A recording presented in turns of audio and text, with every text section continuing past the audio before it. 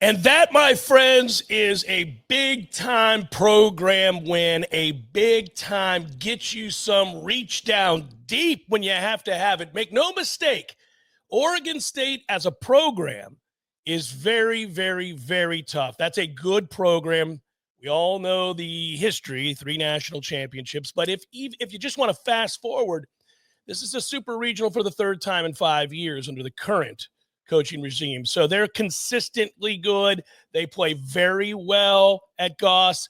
That is a very, very tough environment. If you listen to Link Jarrett in every one of these pressers afterwards, he speaks extensively about that environment. Many of you know friends that are there. They've reported back as well that it is the right kind of hostile.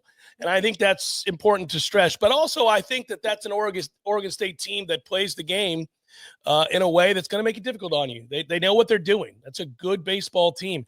And right out the gates last night, that was a group that was determined to make Jamie work.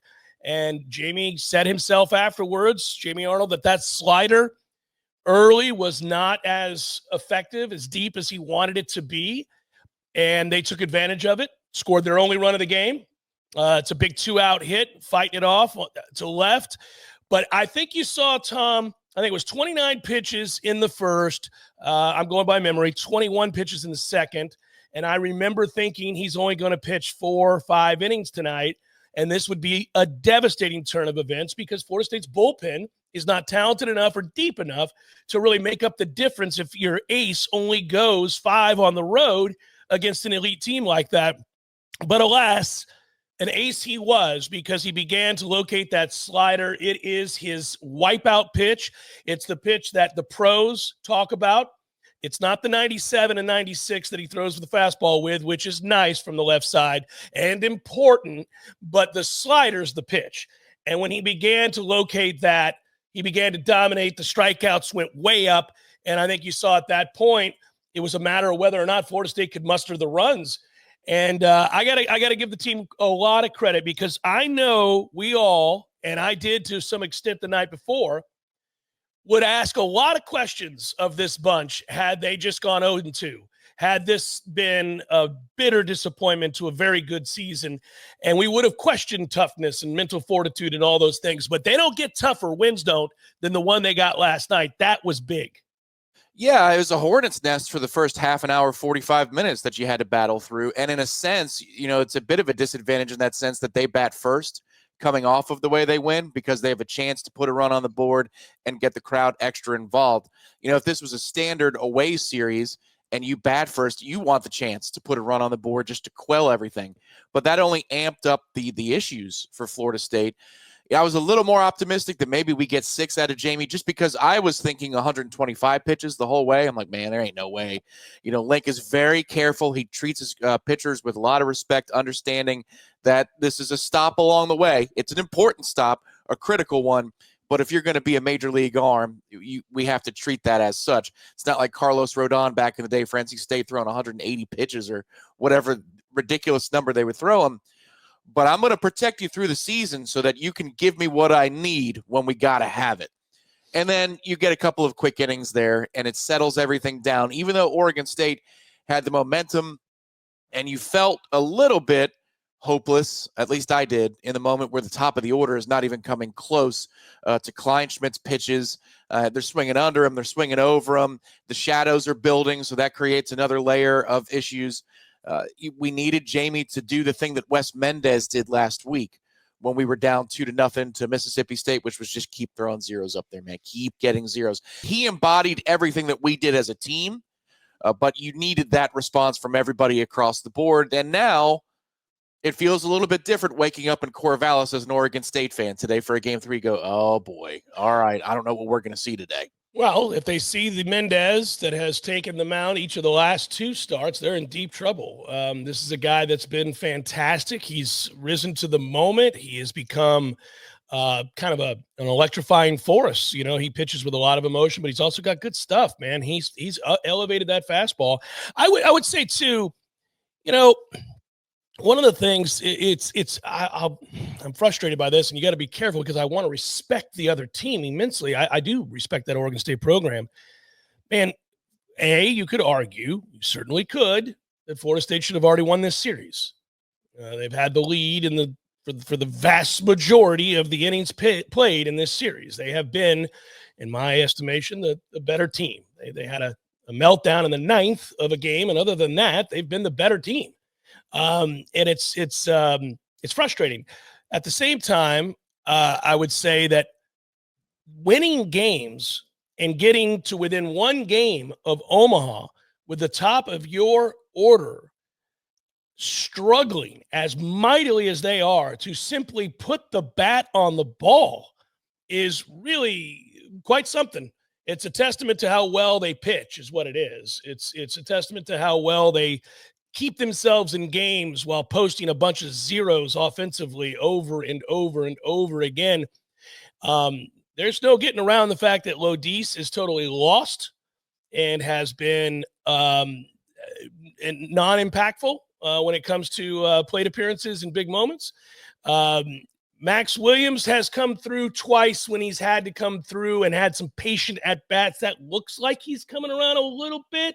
The big hit yesterday is more indicative. It's a flat swing going the other way against lefty. Now, he does have reverse splits. He's very good against lefties, but I just look at the swing itself. It wasn't lucky. There are sometimes guys go the other way, and it's a total oops. And he's late. Yeah, usually they're late. You're right. You could tell by the follow-through in the body language. No, he has an idea in that moment. And Hankerson also with a big hit has an idea. Again, flat through the zone. Just good indicators that they're starting to see the ball well. Alex is not seeing the ball. I'd wonder, too, if you had a switch hitter of any of your big lefty boppers, if one of them was switched, I wonder if you'd move Alex in the lineup, but I don't think you can.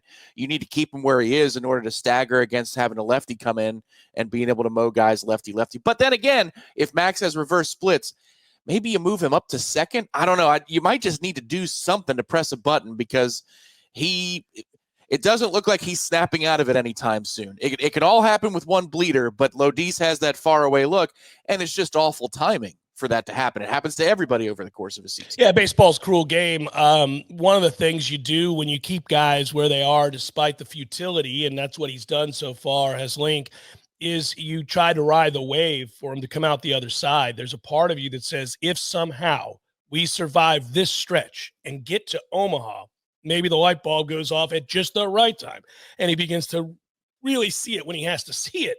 But he's not at all right now. It feels like fruitless before it even begins. Watching his ABs right now, you just see a guy like, man, unless he runs into one, unless he guesses, dead red and they throw it, he's in trouble right now. Anything in the dirt, any sort of breaking ball, he's swinging over the top, and he begins his swing very early. It is it's the classic case of pressing. Look, he's been a great player all year long. I get it. This is what coaches do. It's just tough when you're in this position because of the truncated nature of these tournaments. You don't have a lot of time for guys to figure it out. But what are you going to do? You're not going to ride your horse? The guy is one of 3 candidates remaining for the Golden Spikes Award. What are you supposed to just move on from him? You can't. So it's just unfortunate. It's just something that, age allows you the perspective. In my 20s, I would be cursing and screaming and hollering like much of the thread was last night. Like, look, it's an unfortunate time for this to happen. Brutal. It does happen to everybody. You think he's going to hit 415 for, the rest of his life? Like, that's just not how this works. You can look to last year's World Series. This happens in the pros all the time to the best hitters. But Aaron Judge in the playoffs last year was ASS. Awful. Does that mean he's a bad baseball player? Or, he's a lesser no. Look at what he's doing this season so far to start the year. It's just you're playing a game of minesweeper in baseball. You don't want your slump to be at the worst time. Right now for Lodis, it feels like the slump is at the absolute worst time. But if you survive this, you're right. Giant ballpark. You can dump a few base hits in front of outfielders that are aligned deep. And the next thing you know, you're starting to feel confident. And that little bleeder to the opposite field all of a sudden turns into a laser pulled down the line for a double. And we exhale and we're back on the horse. But you need those things to happen. And right now they are not happening for Lodis. And my thought was, if you're going to move him, just move him down to peg 3 and get Max up to 2. I don't know. Maybe that's the old way of thinking, but in a moment like this, when it's going on weeks, maybe just a little bit of something different perspective-wise might do a little bit for Alex's confidence. want to point to one very, very, very important out in a rather improbable one to get in as a dominant fashion as he got it. I was incredulous when they went to Martinez with 2 outs, only because he hasn't pitched much. He hasn't been all that effective. And I thought, okay, when was the last time Mason Martinez got an important out for us? And his slider, that's a 3-pitch, gets you some. The sequence here is important. He comes in, and those are the 3 best pitches he's thrown all year. They're all perfectly thrown, and he gets the quick 3 strikes, have a seat, into the bullpen, into the dugout we go. They go back out there with him, and I'm going, this is a mistake. This is not what you do. And so when he immediately walked a hitter, I thought, oh, please, God, have somebody ready. Please don't do this. This is not fair to the kid. It's not the right decision. And thankfully they were ready. And you, I think, saw, I'm curious, you can rack your brain. I racked mine last night. Was Prescott's 100-mile-per-hour pitch the first in Florida State baseball history? Good question. You know, I feel like I've seen some 99s on the board at Hauser, the recent years when they put it out on the screen. I don't know that I've seen 100. You might be right. I started, and I go back a long time, and we didn't always have the technology, but I'm very curious. Is that the first 100-mile-per-hour pitch documented in a game setting that Florida State's pitcher has ever thrown? Yeah. I loved, like you said, that it was a 0 tolerance when Martinez goes back out the next inning. I thought that, and clearly in retrospect, they communicated to Jamie when Posey went out to the hill and they didn't yank him, that this was his last batter. I think if there's a lefty on deck for Oregon State, after he gets the second out, yes, because the slider's working. But what you saw in that inning was the fastball command was wavering, nearly hit the guy that he retired. Yeah. And it was down to 91. He was done. He was 100% done in the moment. Now, you could question, and I agree with you, I did, who you go get out of the pen? Yes, you could look at that and say, really? Him? Martinez? But Jamie was done. If it was a lefty, you just throw him a bunch of sliders and you probably get the out. But since it was a righty, I think that, yanking him after 6 2/3 was absolutely the right time to go get him. I thought that was perfect. No problem with getting him when they got him. I just couldn't believe we were going to Martinez. And people are going to hear this and think, wait, God, he hates Mason Martinez. No, I don't. You got to remember the arc of this. Martinez was effective earlier in the year. Then he got hurt. He missed time. And he hasn't been utilized. And you're asking him to get a massive out on the road in that environment against a patient team, a professional team, if you will. I thought it was an awful lot to ask. And he was up to the task for that batter. And you were ready to get him once he walked somebody, which he did. So that turned out to be very, very important. And then we can't say enough about Prescott, who, listen, that kid throws 100. He throws 99. He's got a whole lot of what for. You keep waiting for him to be the superstar that his stuff suggests he should be. And I got to believe you're able to go to him tonight in a late inning situation with the adrenaline. It's all hands on deck. I mean, it's win or go home. So I would think. Yeah, I should clean that up. The big out that I was talking about with Jamie was Prescott's on the double play. That was the 3-1 pitch that was hit to second base for the 4-6-3. Right, that was Prescott. Yeah, that was Prescott, not Jamie Arnold. But it was the largest pitch of the night. And it was. You were right about that. And the reason that I want to double back to that is because you had a teacup for a strike zone last night. It was absurd and it was inconsistent, but it wasn't magically wide at any time. It was a tight zone all night. A lot of pitches that are absolutely within the strike zone by a baseball or two are being called a ball. And in the situation where it's a 3-1 pitch and the kid swings, I couldn't believe he did it, because if you look at the game tracker, every one of the balls to get to 3-1 are in the zone, 2 of which are absurdly in the zone.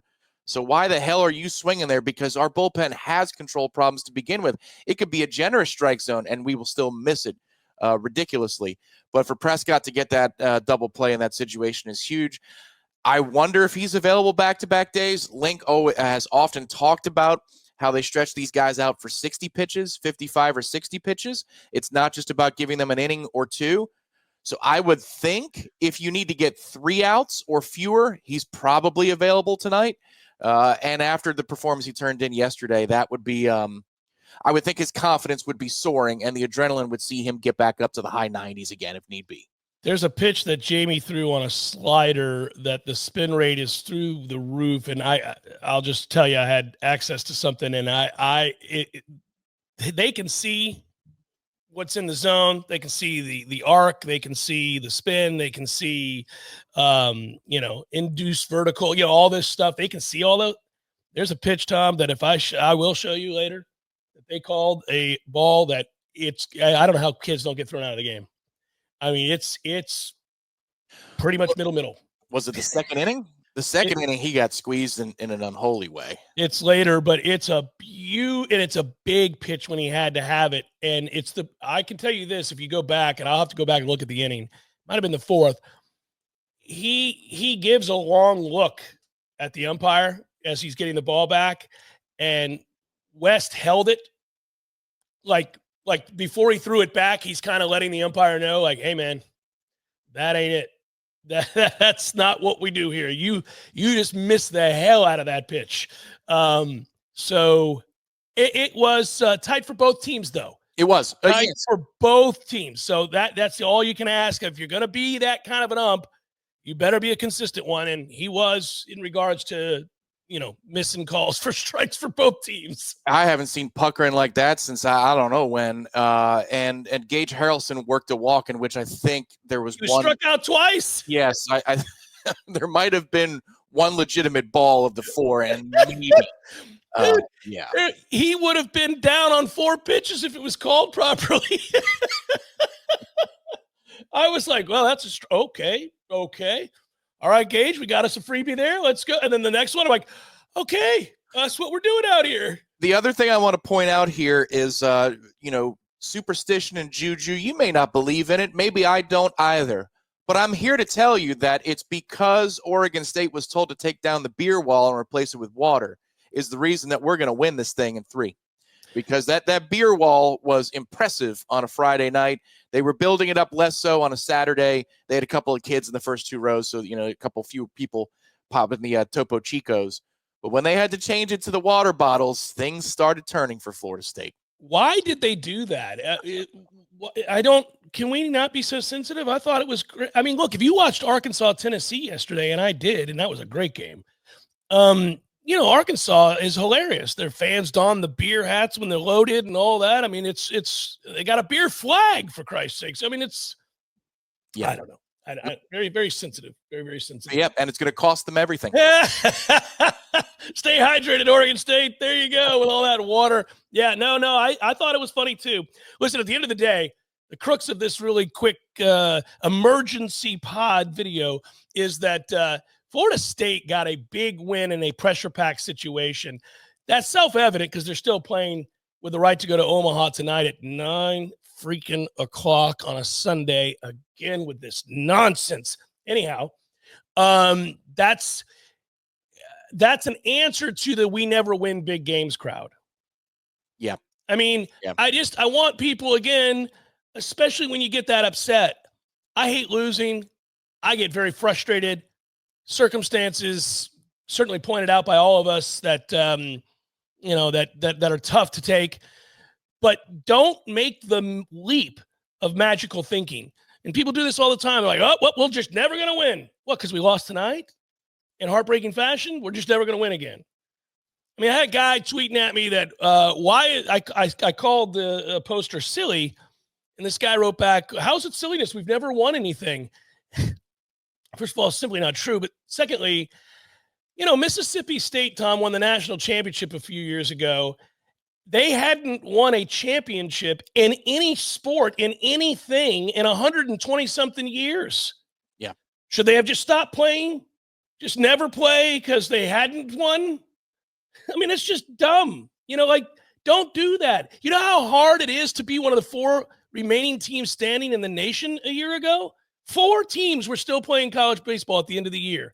We were one of them. How do you think you get to that point? Oh, you have to win some big games? Man, look, Florida State wins lots of big games. They just haven't won the final big game. And let's hope they do. I'm just as hungry as everybody else. But that was, and make no mistake about it, a huge game in a brutal environment with all of the chips on the table, tight, late, pressure, season on the line, and a multitude of guys showed up huge when they had to. So, I don't know. I mean, keep that chip, guys. They do win big games. They do win big games. Hopefully they win an even bigger one tonight with Wes Mendez. Go get him, Wes. If he does this again, we've already seen a few, but if he does this again in this spot, I'm sure Oregon State's about tired of facing lefties. But if they do, I mean, well, this is something where, man, you're going to have a wonderful problem on your hands about what to do with 1-2 in Omaha in terms of who your starting pitchers are. I do want, when the season was brilliant 2 nights ago. You're right. I do want, Tom, when the season's over, for us to have a big picture discussion. I know it worked out this way, and Link is a great coach, and I'm very glad he's here. They got to do a better job of roster construction. There's really no reason for us to have back-to-back-to-back lefties in the rotation. It's not – I know they beat out the righties is the simple retort to me. It's not ideal. It's not ideal. It's what it is, and we're maybe going to be, knock on wood, on our way to Omaha. We need to do a little better with that, in my opinion. But hopefully Wes Mendez makes it a moot point, baby. Hopefully so. And Tom and I will get together afterwards if it happens. So enjoy the game tonight, everybody. And Tommy, good talking to you this morning. And we'll do it again if we win tonight. So I'll be happy to join you again right after the game. We'll all stay up late. There we go. I'll get that coffee going strong in the morning. That's right. Let's punch that. I already got the headline if we could do it. Sunday golden ticket. There you go. I like that. I will tell you this. If we win tonight, Tom, I'll commit to it on a Sunday evening. I will have a beer ready to take down. Oh, wow. Really? I will have a celebratory beer ready to be taken down with the best of them. What a deviation for you. I may on Sunday nights, buddy. I'm not out here getting crazy, but it's for us for the ticket to Omaha. Yeah, we can rise up, join hands with everybody, and have an ice cold beer for the Sunday evening celebration. Let's hope we're able to imbibe. Until later, we hope. Enjoy, everybody. Enjoy the baseball. Go Noles.